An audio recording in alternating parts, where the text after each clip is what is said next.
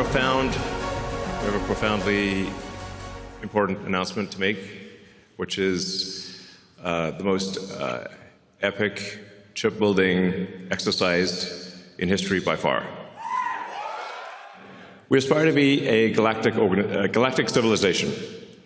So I think the future that everyone, well, most people, I think, would agree is the most exciting is one where we are out there among the stars, where we are not forever confined to one planet, that we become a multi-planet species,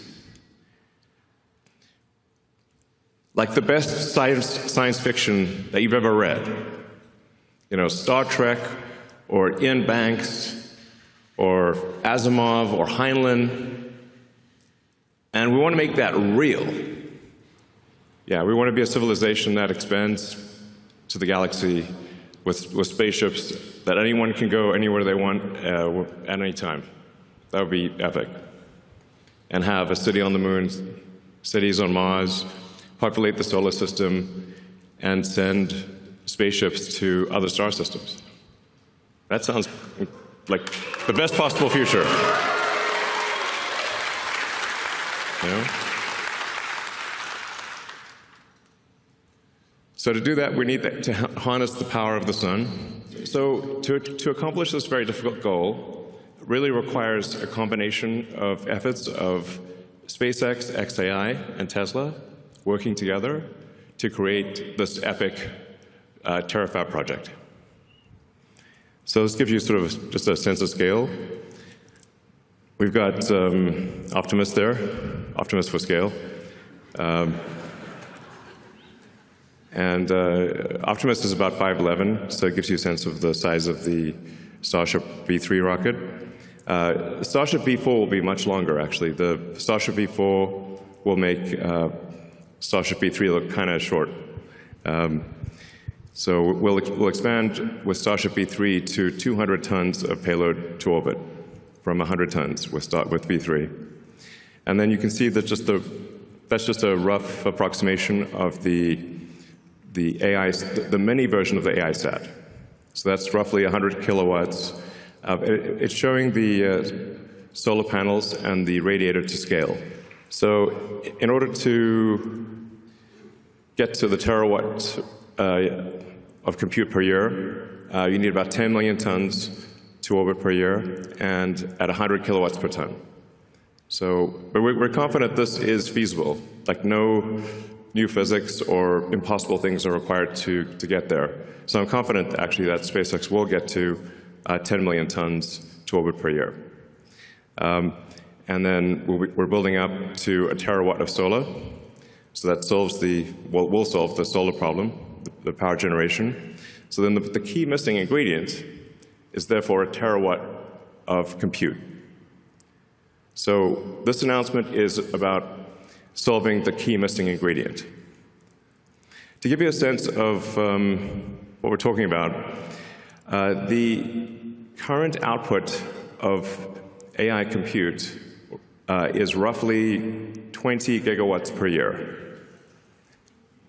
So if you add up all the fabs on Earth combined, they're only about 2% of what we need for the terawatt project, or Terafab project. And we're starting off with an advanced technology fab here in Austin. So in the advanced technology fab, we will have all of the equipment necessary to make a chip of any kind, logical memory, and we will also have all of the equipment necessary to make the lithography masks. So in a single building, we can create a lithography mask, make the chip, test the chip, make another mask, and have an incredibly fast recursive loop for improving the chip design. So, and we're not just going to do conventional compute in this. I think there's some very interesting new physics that is potentially, that actually I'm confident will work. It's just a question of when. So this is we're really going to push the limit of physics in compute. And we're going to try a bunch of wild and crazy things, which you can do if you've got that fast iteration loop. So broadly speaking, we expect to make two kinds of chips. One will be optimized for edge inference. So that'll be used primarily in Optimus and in the cars, but especially in Optimus, because I expect the robots, humanoid robots, to be made 10 to 100 times more than the volume of cars.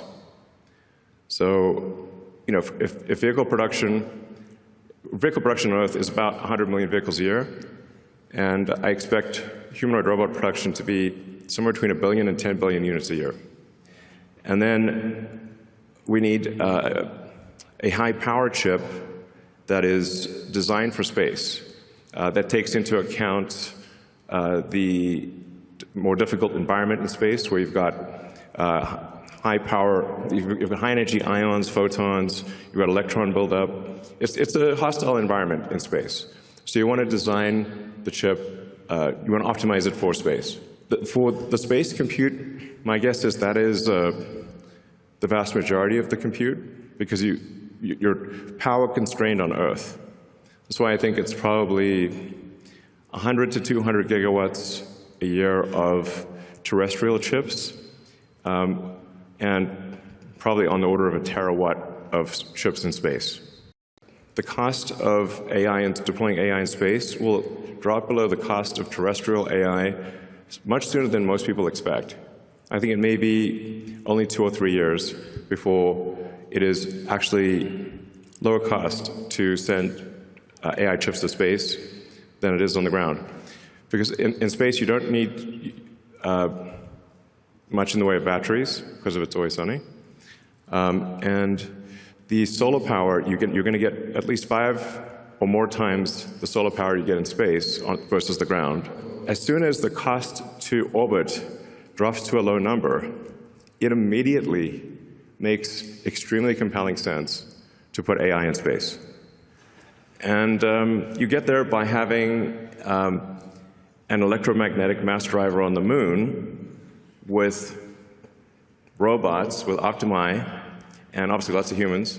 And with that, you can send a petawatt. You can create a petawatt of compute and send that to deep space. Because on the moon has no atmosphere and has 1/6 Earth gravity. So you don't need rockets on the moon. You can literally accelerate it to escape velocity from the surface. And that dramatically drops the cost, once again, of harnessing power and enables you to go 1,000 times bigger than a terawatt. Obviously, the elements of that are sustainable energy, space travel, and AI and robotics that bring amazing abundance to everyone. And then we go beyond the moon, beyond Mars, and we sail through the rings of Saturn.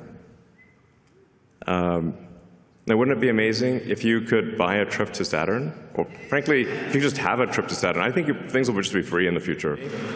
And help us design incredible chips and make incredible chips and build 1 terawatt of chips, 1 terawatt of solar, and